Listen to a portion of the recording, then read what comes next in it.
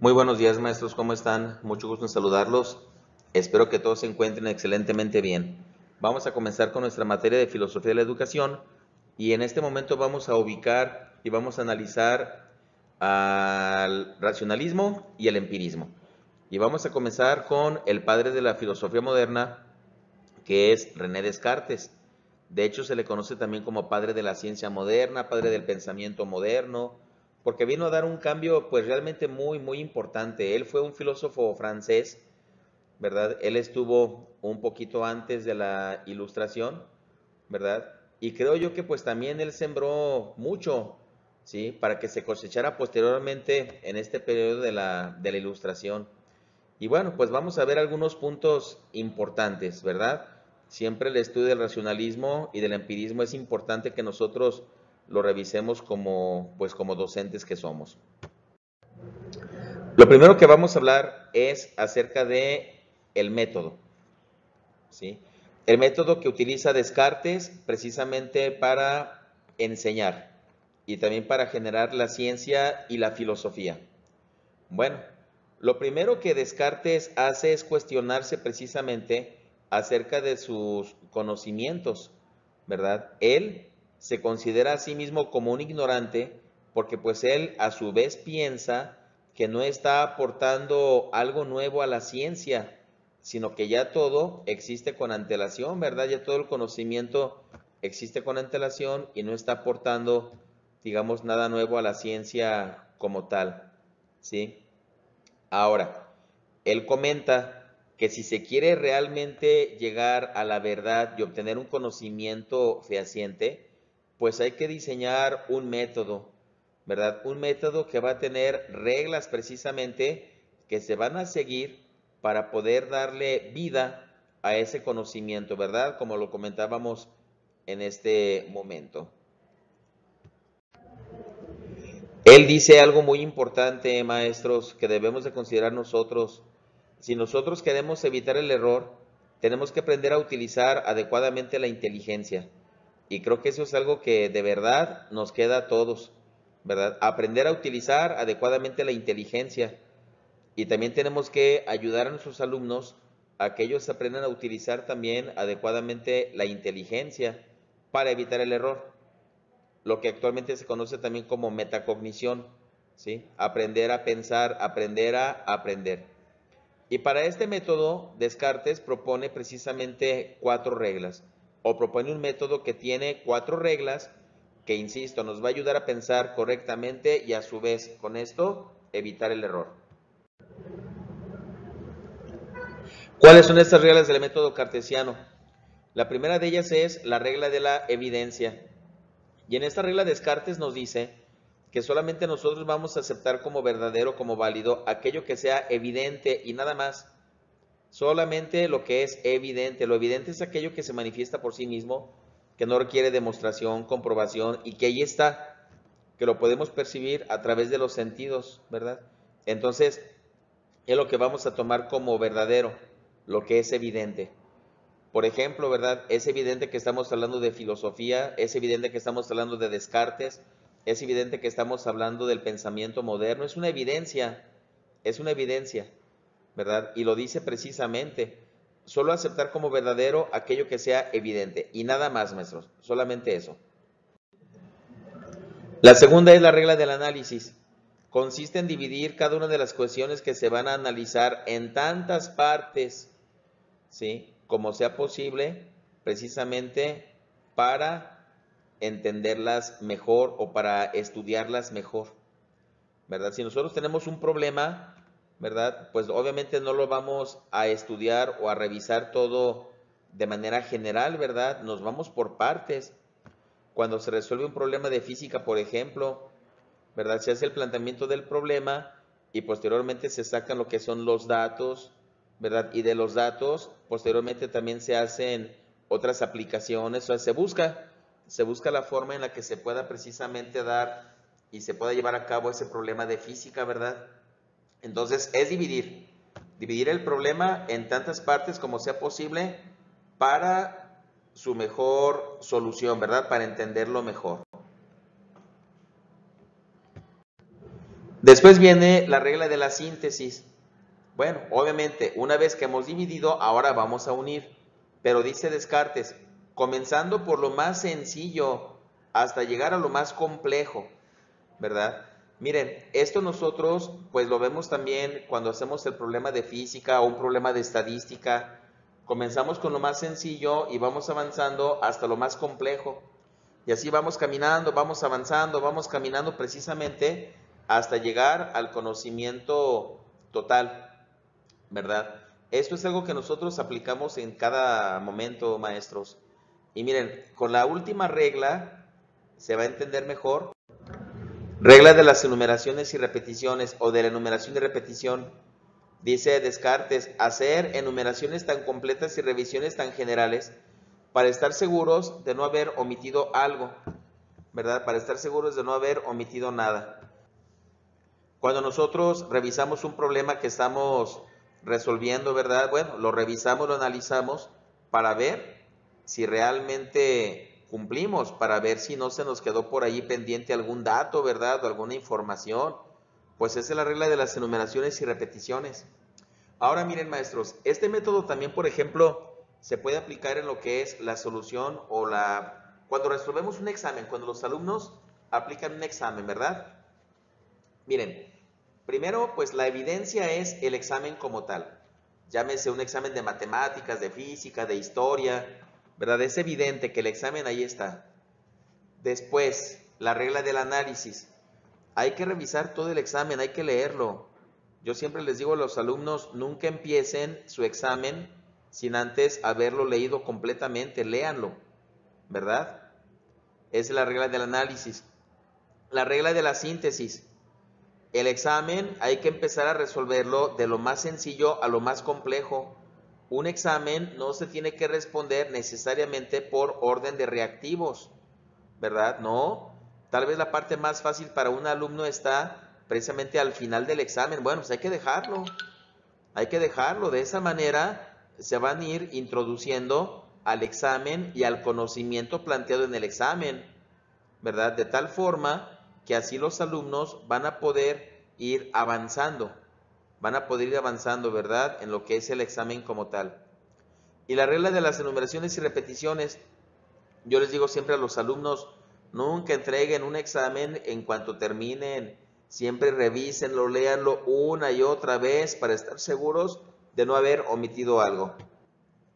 Esta puede ser una forma de aplicar estas reglas del método, tal vez una forma muy sencilla, muy simple, ¿verdad? Un examen, pero pues se puede aplicar a muchas cosas, ¿verdad?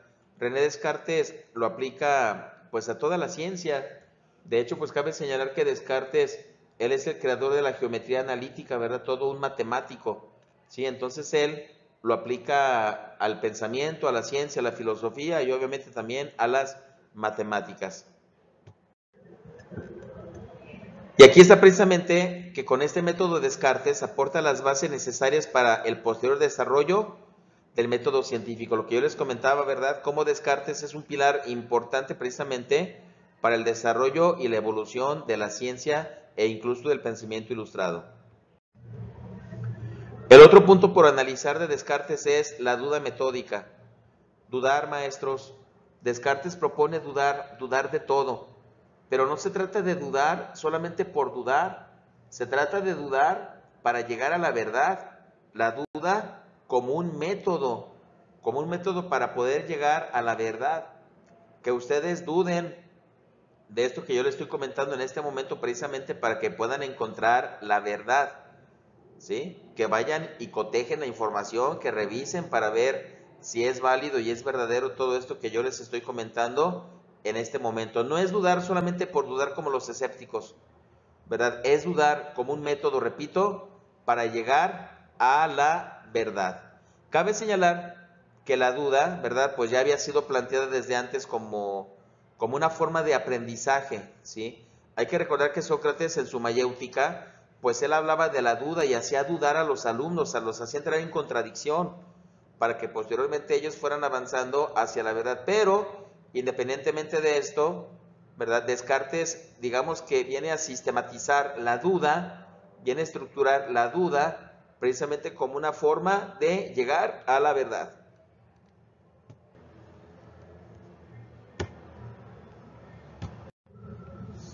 Y aquí está lo que les comentaba hace un momentito, ¿verdad? Propone dudar de todo, de lo que percibimos de los sentidos, lo que tenemos en el intelecto. No es dudar por dudar, es una duda que nos lleve a encontrar la verdad como un método, ¿sí? Y lo que se propone Descartes es llegar a una verdad que sea indubitable, ¿sí? La duda nos va a llevar a una verdad indubitable. ¿Qué significa indubitable? Que no se pueda dudar.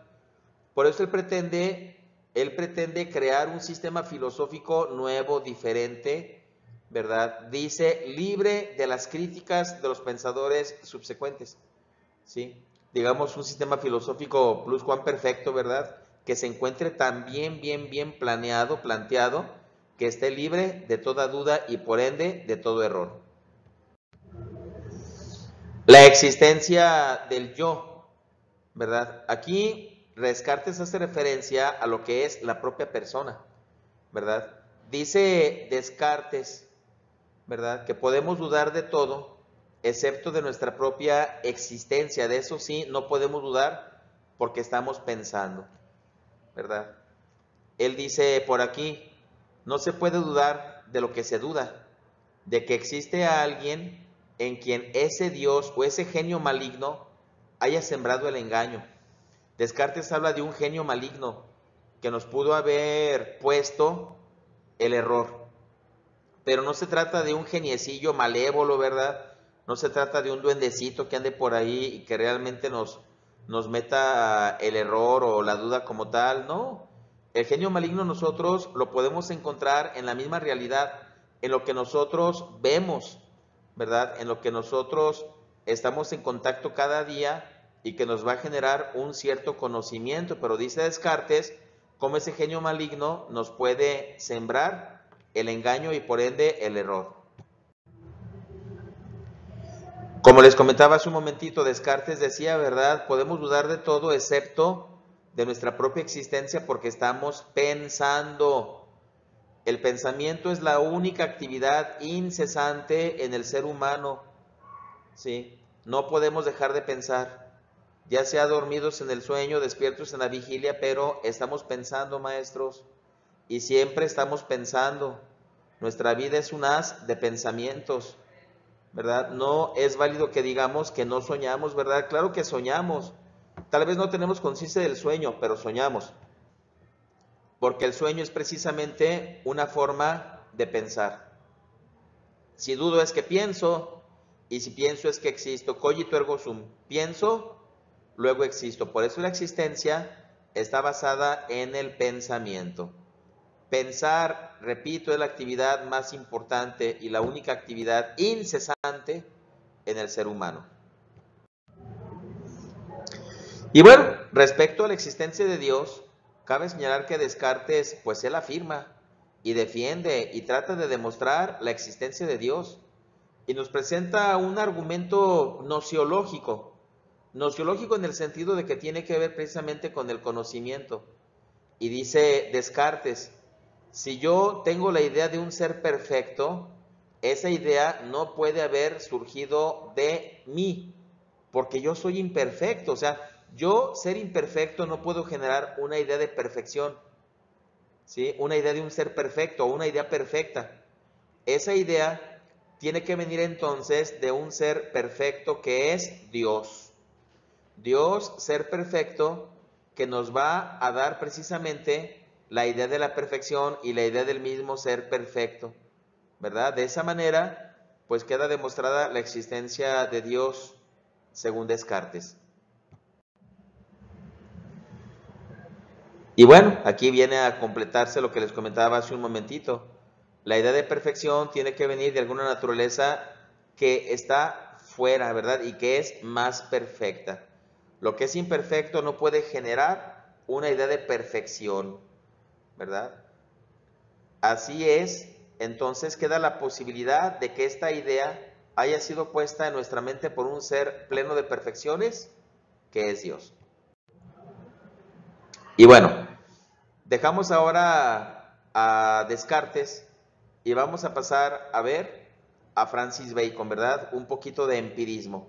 Aunque después vamos a ver a Leibniz, ¿verdad? Que también es racionalista, ¿verdad? Bueno, Francis Bacon, primeramente, pues él, como les comentaba, pues él es empirista, ¿verdad? El empirismo es aquella corriente que hace referencia a los sentidos como única fuente del conocimiento en cuanto tal. Todo el conocimiento proviene de la experiencia sensible, todo conocimiento proviene de los sentidos.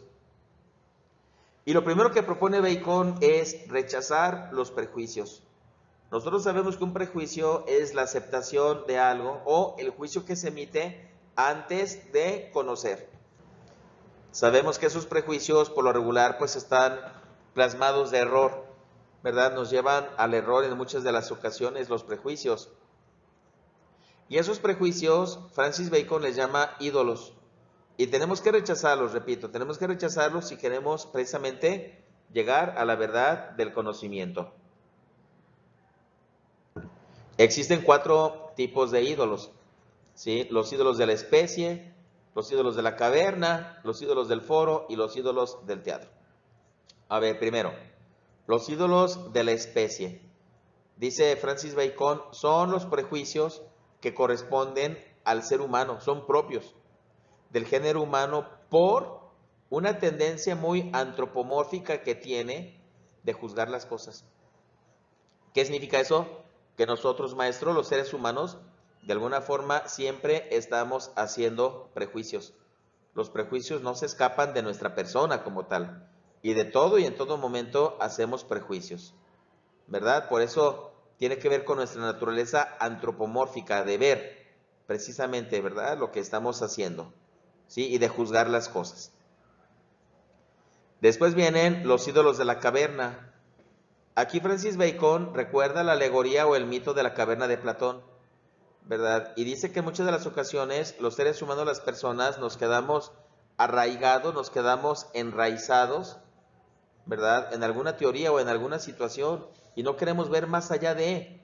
¿Cuántas de las veces nosotros nos montamos, ¿verdad? De nuestra propia verdad, de nuestra propia realidad y no queremos ver más allá de, precisamente, ¿verdad? Ahí estamos haciendo referencia a los ídolos de la caverna, ¿sí? Porque estamos encerrados también nosotros, al igual que esos esclavos, ¿verdad? Que decía Platón, también nosotros a veces estamos esclavizados en nuestra propia caverna y no queremos ver la realidad.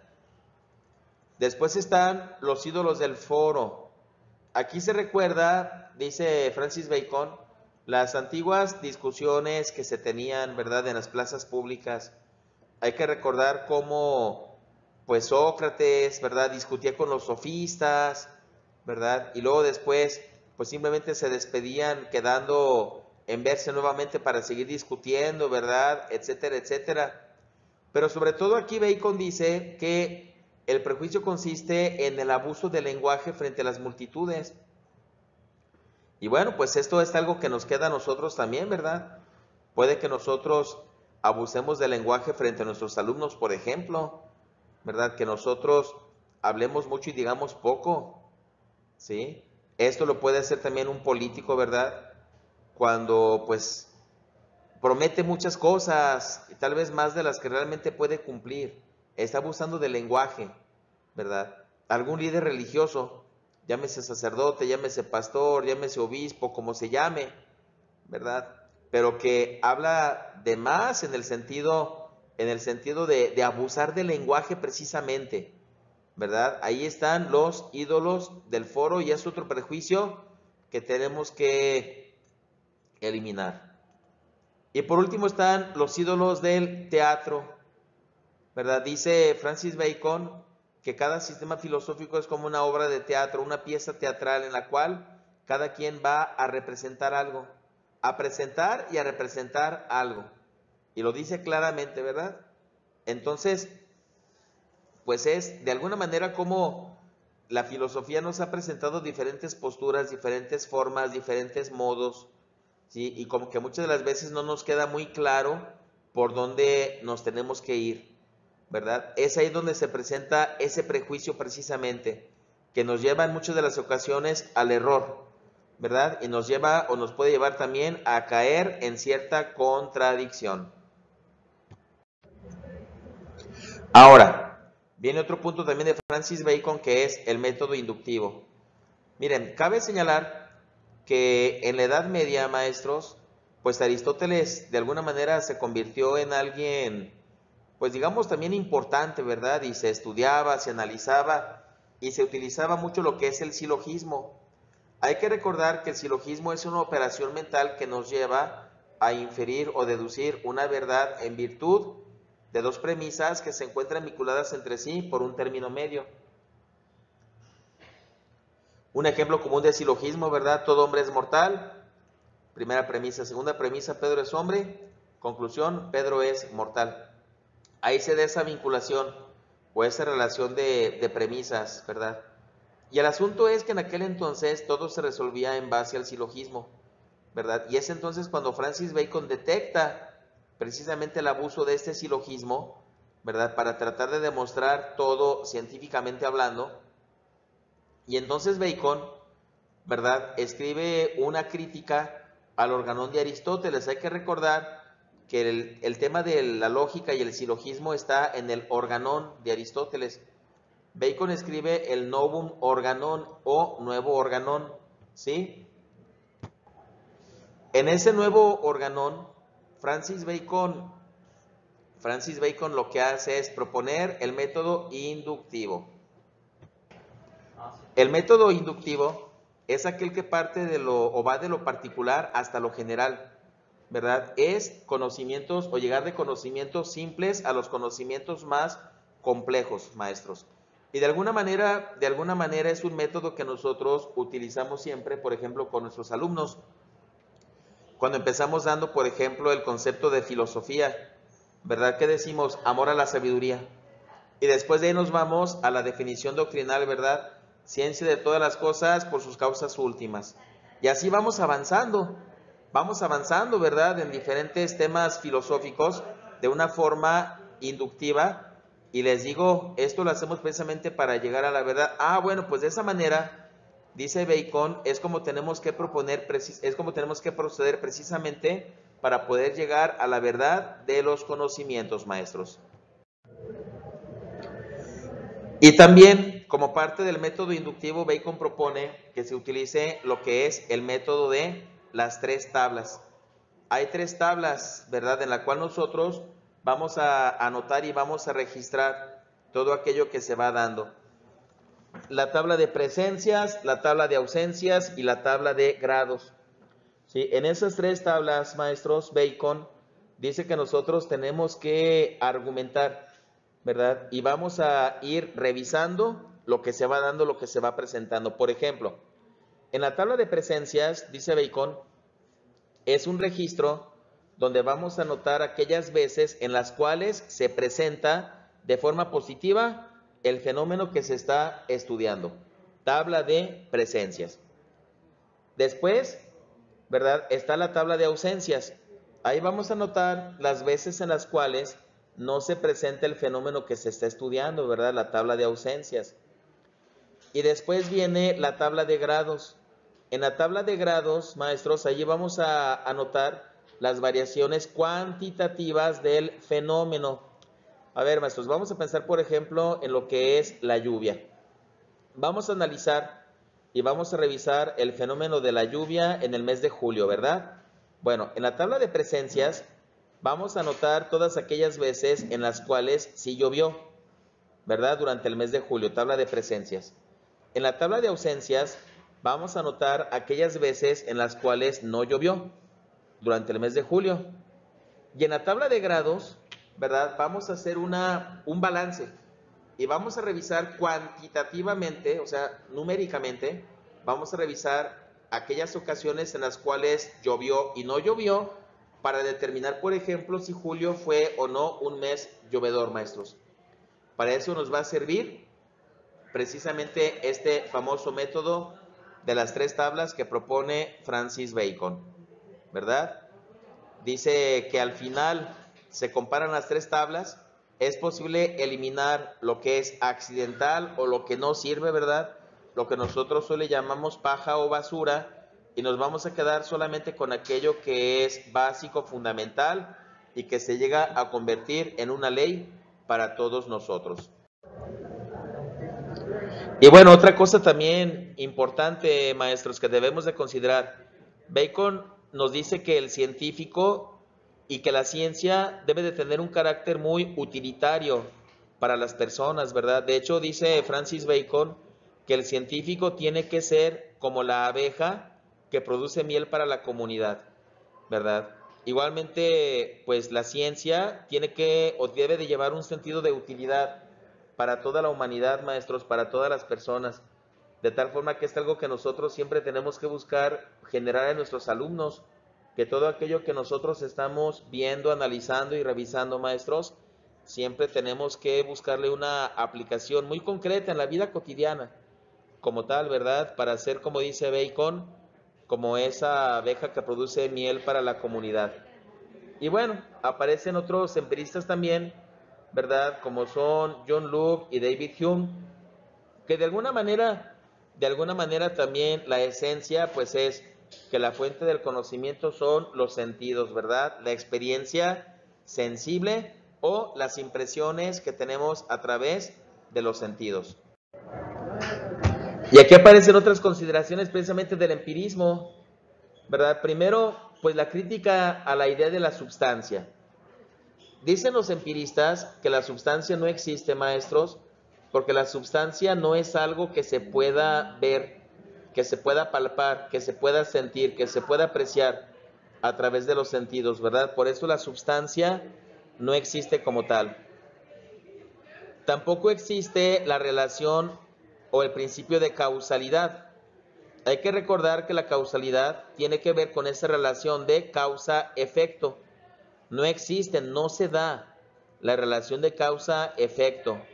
Lo único que existe, dicen los empiristas, es un fenómeno que sigue a otro fenómeno, una serie sucesiva de fenómenos. Pero como la causalidad no se puede apreciar o no se puede apreciar exactamente el momento preciso en donde se relaciona la causa y el efecto, entonces no existe. Son dos fenómenos y llamamos al primero causa y al segundo efecto, pero no dejan de ser solamente eso, ¿verdad? Meros fenómenos. Otra cosa, maestros, que dicen los empiristas y que proponen es el análisis de nuestras facultades cognitivas para ver cuál es el alcance de nuestros conocimientos. El día de hoy, la pedagogía moderna le llama inteligencias múltiples. Las inteligencias múltiples, maestros, tienen que ver precisamente con esas formas a través de las cuales nosotros podemos entender ciertas teorías, ciertas doctrinas, o tenemos cierta habilidad o cierta facilidad, ¿verdad?, para tales o cuales conocimientos.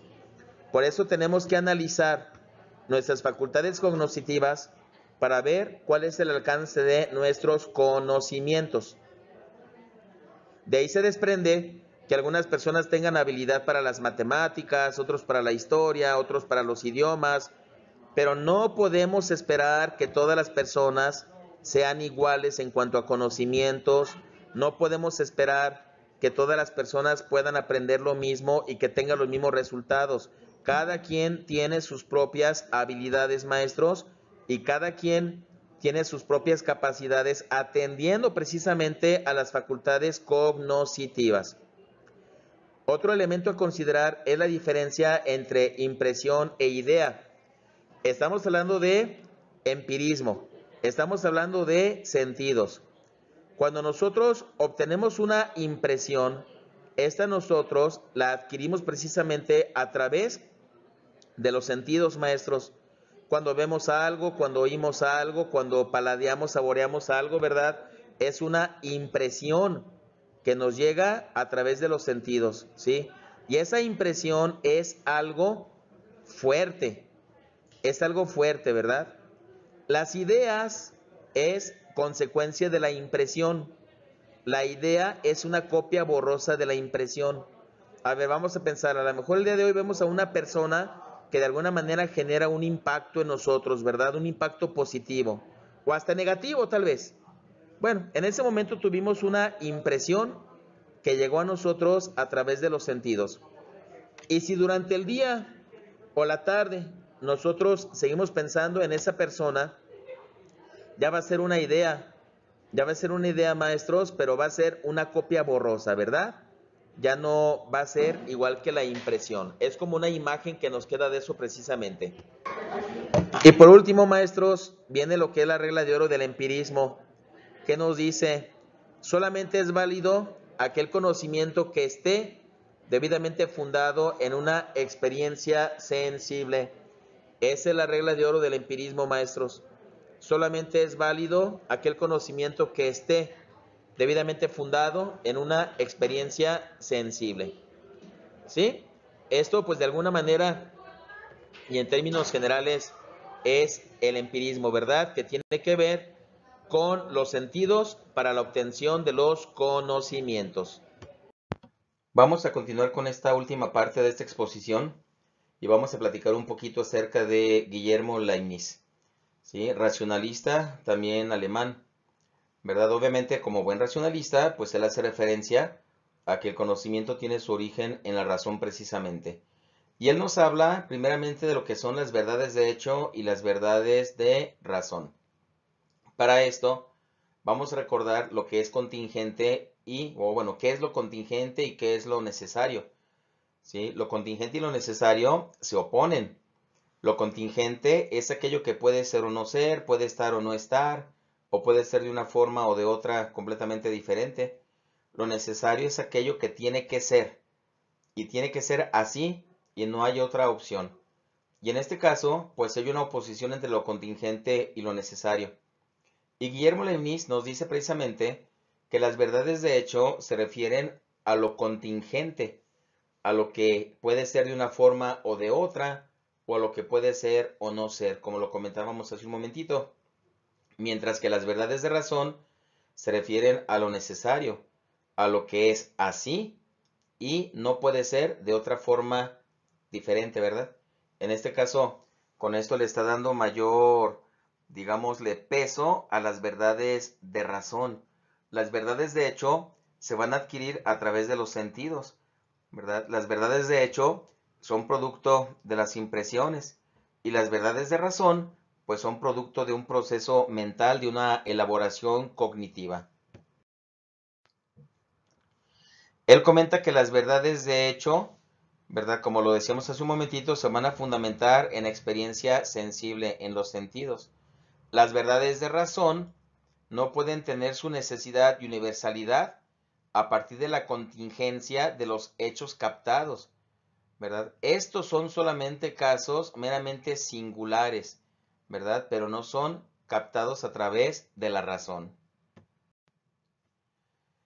Hay un principio aristotélico, recordemos, que dice que nada hay en el intelecto que primero no haya pasado por los sentidos. Y Leibniz añade a este principio, excepto el mismo entendimiento, excepto el mismo intelecto, ¿verdad? Solamente el intelecto, ¿verdad? De ahí en más, no es posible, ¿verdad? Nada hay en el intelecto que primero no haya pasado por los sentidos, excepto el mismo entendimiento. Por eso dice Guillermo Leibniz, la inteligencia produce la necesidad y universalidad de las verdades de razón. Con esto nos está diciendo que las verdades de razón son precisamente necesarias y universales.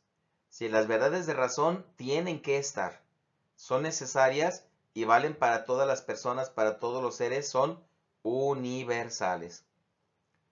Las verdades de razón, dice Guillermo Leibniz, está basado en el principio de identidad. Hay que recordar que el principio de identidad nos dice lo que es, ¿verdad? El principio de identidad versa esto, lo que es, precisamente, ¿sí? Y bueno, las verdades de hecho, pues tienen que ver con la existencia, ¿verdad? Hacen referencia a los juicios que son de existencia. Y Leibniz quiere fundamentar su verdad en el principio de razón suficiente. Nada hay sin una razón suficiente de su propia existencia. Entonces, de aquí nosotros podemos desprender, cuando Leibniz hace referencia, ¿verdad?, a nada hay en el intelecto que primero no haya pasado por los sentidos, excepto el intelecto mismo o el entendimiento mismo, quiere decir que es la fuente de todo conocimiento, es el principio de toda verdad y por consiguiente de todo el conocimiento, la razón. Y ahora, el principio de razón suficiente. Nada hay sin una razón suficiente de su propia existencia. De aquí nosotros podemos desprender varias cosas, maestros. Primeramente, que todo cuanto existe tiene una razón de ser precisamente, una razón de estar, una razón de existir. Nada está por casualidad, por coincidencia, ¿verdad? No, todo tiene una razón de ser, una razón de existir. Y va a ser una razón suficiente, ¿sí? Va a ser una razón que va a dar precisamente motivos para ser, motivos para estar. Desde el punto de vista del conocimiento, se puede aplicar este principio a la fundamentación de una verdad. ¿Qué implica esto, maestros? Que toda verdad admite siempre una explicación. Siempre, siempre. La mentira no admite explicación, maestros. Y allí nosotros muchas de las veces nos damos cuenta cuando una persona está mintiendo, ¿verdad? Cuando se le pregunta sobre eso que está diciendo, que lo explique y no puede hacerlo, es que seguramente está mintiendo. Sin embargo, cuando la persona dice algo y se le pide una explicación de ello y ésta sale de forma fluida, de forma natural, entonces está hablando con la verdad, ¿sí? No en vano se dice la verdad los hará libres, ¿verdad? Como la verdad nos da hasta esa misma libertad para hablar, maestros, ¿verdad? Y entonces ahí se aplica el principio de razón suficiente en la nociología o desde el conocimiento. Toda verdad admite siempre una explicación, siempre, en todo momento, ¿sí? Bueno, y de alguna manera también Leibniz nos comenta, ¿verdad? Se puede reducir a una identidad. En una verdad de razón, el predicado está contenido en el sujeto. Explicar una verdad de razón es lo mismo que hacer ver de qué manera el predicado se encuentra en el sujeto, ¿sí? Es lo que Immanuel Kant le llama juicios analíticos, ¿verdad? Cuando el predicado ya forma parte del sujeto, ya está dentro de él, ¿verdad? Es el principio de razón suficiente. Decir, por ejemplo, el hombre es pensante, ¿sí? ¿Cuál es el sujeto del hombre predicado? Es pensante. Pero el ser pensante ya forma parte del hombre, ya está implícito, ya está dentro de, ¿verdad? Cuando decimos, por ejemplo, Dios es eterno o Dios es perfecto también, ¿verdad? El predicado también ya forma parte de la naturaleza de Dios. O decir incluso, ¿verdad? Eh, Juan es mortal, igualmente. El perro es mortal, ¿verdad? O el perro es irracional, claro que sí, el predicado ya forma parte del sujeto, ya está dentro de él, ¿verdad? Y entonces se hace referencia al principio de identidad, porque es así, no puede ser de otra forma diferente, y es una verdad, en este caso, pues, de razón, como tal, ¿verdad? Y ahí aplica el principio de razón suficiente. En cuanto a la aplicación ontológica de este principio de razón suficiente, nos dice Guillermo Leibniz que toda esencia tiende a la existencia. Claro que sí, maestros. Hay que recordar que todo ser, todo ente está compuesto de esencia y existencia. La esencia es el principio constitutivo del ser, la parte más fundamental del ser. La existencia es la manifestación, es la forma en que aparece la esencia. Por eso dice, ¿verdad? Toda esencia tiene la existencia, pero aparte nos dice, la existencia tiene razón en la esencia que lo produce, ¿verdad? Allí está precisamente. Todo lo que sucede tiene una explicación o razón en la esencia que lo produce. Vamos a pensar, siguiendo a Leibniz, un delincuente es así porque esa es su esencia, ser delincuente. Él ya no podría ser buena persona por decir algo, ¿verdad? Porque pues ya es un delincuente en su esencia, según Leibniz, ¿verdad? Cuando decimos, por ejemplo, que la existencia del hombre está en el pensar, bueno, pues esa es parte de su esencia. el pensar y se manifiesta en un sujeto que es pensante, ¿verdad? Nosotros, por ejemplo, que somos docentes, esa es nuestra existencia como producto de nuestra esencia. Nuestra esencia nos llevó precisamente a dedicarnos a la docencia, al ser docentes precisamente. Pero aquí viene lo más interesante todavía, ¿verdad? Leibniz con esto descarta que exista un libre albedrío. Todo está determinado, maestros. ¿Sí? Ya todo está determinado en la misma esencia. De tal manera que nosotros no elegimos ser docentes. Somos docentes porque nuestra esencia nos llevó a ello precisamente.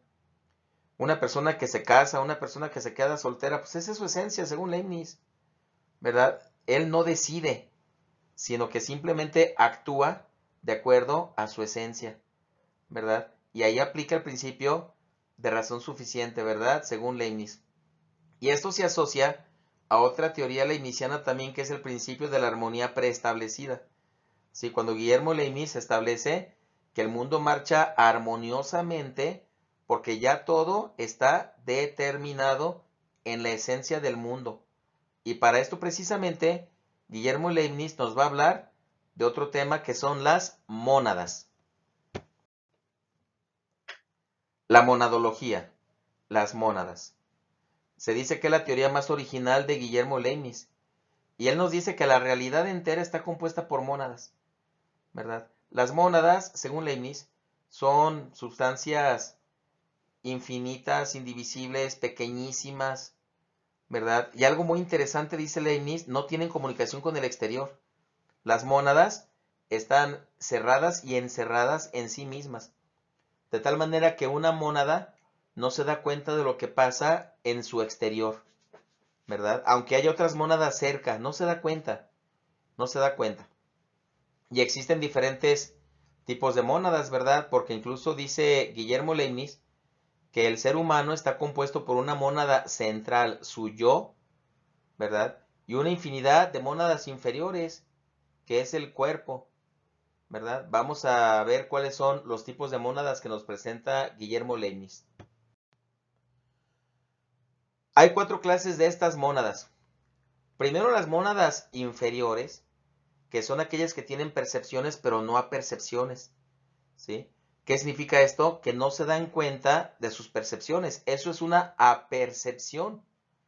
Por ejemplo, nosotros tenemos la apercepción de la percepción económica, ¿verdad? Que tenemos a su vez cuando se nos paga, por decir algo, ¿sí? Vamos a pensar que alguien nos da una palmada, ¿verdad? En la espalda, en el hombro. Bueno, tenemos una apercepción de esa percepción. La percepción es la palmadita que nos dan en la espalda. La apercepción es reaccionar, ¿verdad? De hecho, nosotros volteamos. O que alguien llega de repente y te hace cosquillas por la espalda, igualmente, ¿verdad?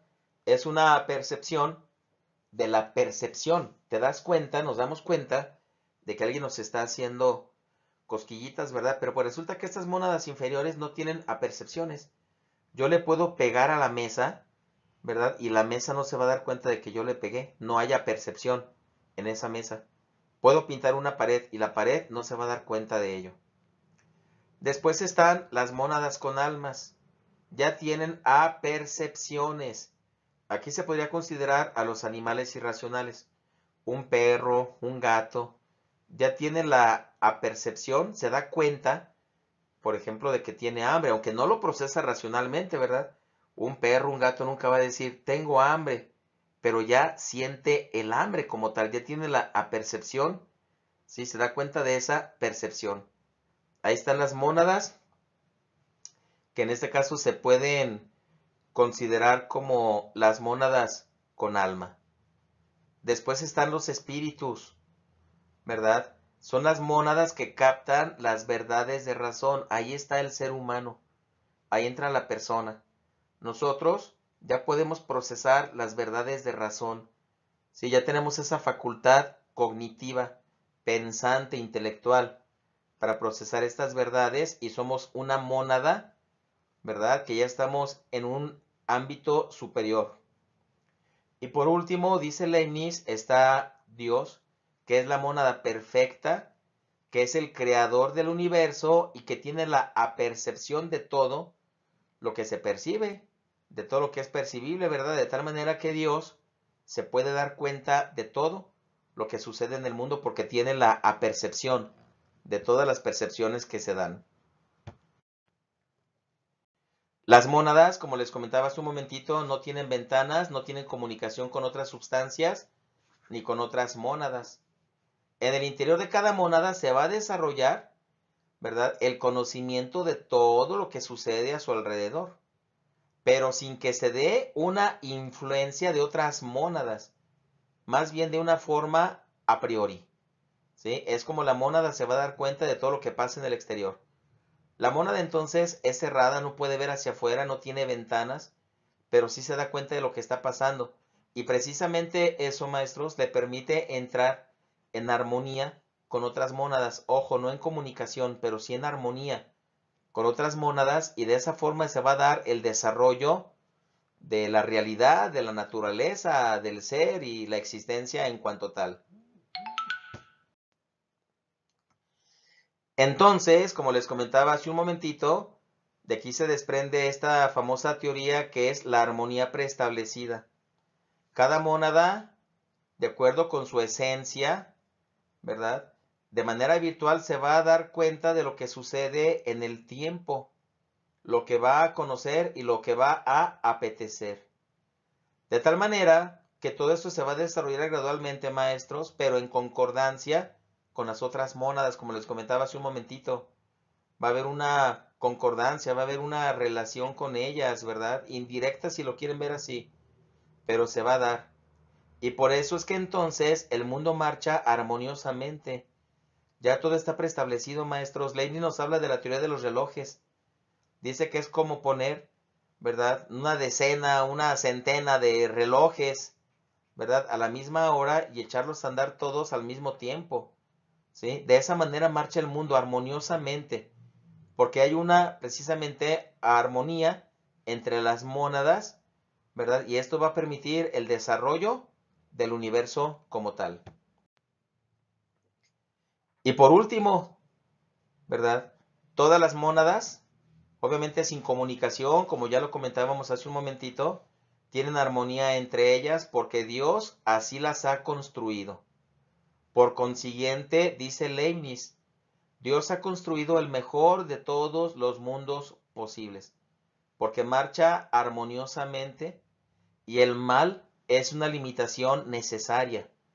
¿Necesaria para qué? Para llegar al bien, para encontrar la verdad y para crecer. Y de alguna manera, pues este es también el pensamiento de Guillermo Leibniz. Entonces, pues recapitulando, maestros, vamos a recordar entonces que como racionalistas tenemos nosotros a Descartes, que nos habla de las reglas del método, ¿verdad? Nos habla del cogito ergo sum, pienso, luego existo. El fundamento de la existencia es el pensamiento como tal, y nos habla de la duda metódica, recuerden, dudar para llegar a una verdad que sea indubitable. Y de las reglas del método, pues hay que recordar que son 4: la regla de la evidencia, regla del análisis, regla de la síntesis y la regla de las numeraciones y repeticiones. Y también tenemos a Guillermo Leibniz, ¿verdad? Guillermo Leibniz como racionalista, que nos habla precisamente de las verdades de hecho y las verdades de razón, dándole pues prioridad a las verdades de razón, ¿verdad? Están por encima de las verdades de hecho, porque las verdades de razón son necesarias, universales, mientras que las verdades de hecho son contingentes porque se perciben a partir de los sentidos, ¿sí? Nos habla del principio de razón suficiente, recordemos, nada hay sin una razón suficiente de su propia existencia. Y bueno, aquí en esta parte simplemente nos dice Leibniz que la esencia tiene la existencia y todo lo que sucede, ¿verdad?, se explica en la esencia que lo produce. Ya todo está determinado, recordemos, ¿verdad? Ya todo está de alguna manera escrito y fundado ¿en qué? En la misma esencia que lo produce. Nos habla también de la monadología. Toda la realidad está compuesta por mónadas que marchan armoniosamente sin que tengan comunicación con el exterior, ¿verdad? Son cerradas, no tienen ventanas, pero tienen comunicación con el exterior y entonces se da una armonía en el mundo y en el universo, ¿verdad? Dios ha creado el mejor de todos los mundos posibles. Y bueno, y de los empiristas, pues vimos a Francis Bacon, ¿verdad? Si lo recordamos, pues Francis Bacon nos hace una presentación de lo que es su teoría de la crítica a los ídolos, que son los prejuicios, ¿verdad? Lo que es los ídolos de la especie, ¿sí? Los ídolos de la tribu, los ídolos de la caverna y los ídolos del teatro. Y pues simplemente nos invita a evitarlos, sí, evitar estos ídolos, evitar estos prejuicios, ¿verdad? Por ejemplo, les comentaba de los ídolos del foro, ¿verdad? Idola fori, que es abusar del lenguaje frente a las multitudes.